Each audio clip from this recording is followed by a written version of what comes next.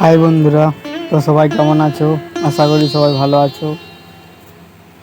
Welcome back to my channel a new blog. তো আজ বেরিয়েছিলাম সকাল সকাল, কিন্তু পৌঁছালাম রাত্রি হয়ে গেল। তো আজকে কোথায় যাচ্ছি? তো আমরা এসেছি আজকে বর্ধমান জেলাতে।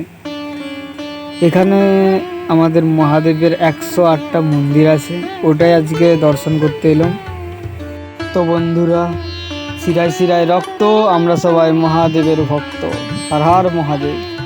কেমন ভিডিওটা আসছে? কারণ রাত্রেবেলায় খুব একটা ভালো ভিউ আসছে না আশা করি। তো দেখানোর চেষ্টা করব যতটা সম্ভব।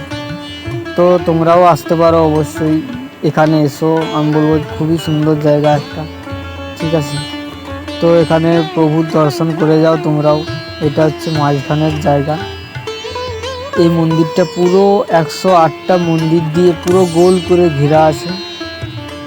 তো এখানে সবসময় প্রভুর আরাধনা হয়।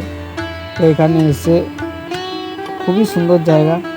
এখানে আসলে তো অবশ্যই তোমরা দিনের বেলা আসার চেষ্টা করবে, কারণ দিনের বেলায় যেটা দেখতে পাবে সেটা কি আর রাত্রেবেলা পাবে? কোনো দিনই না।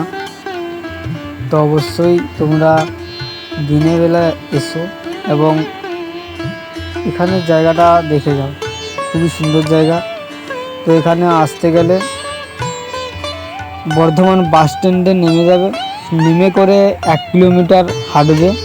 তো অবশ্যই আজকালকার দিনে সবাই এখানে মোবাইল আছে, ওখান থেকে সার্চ করে তো লোকেশনে 108টা মন্দির সার্চ করলেই দিয়ে দেবে। তো সবাই ওখানে চলে আসবে, আসার পর টিকিট করে নেবে।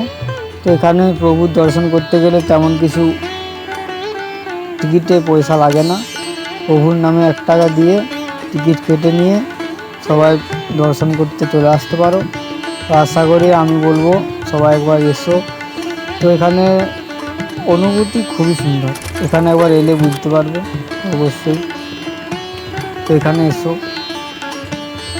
এই যে মাঝের জায়গাগুলো দেখলে, এখানে খুবই ফুল টুল দিয়ে খুবই সাজানো আছে। তো এটা খুবই সুন্দর একটি জায়গা।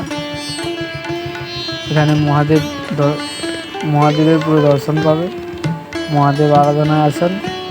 তো আসুন, দেখা হচ্ছে পরের ভিডিওতে।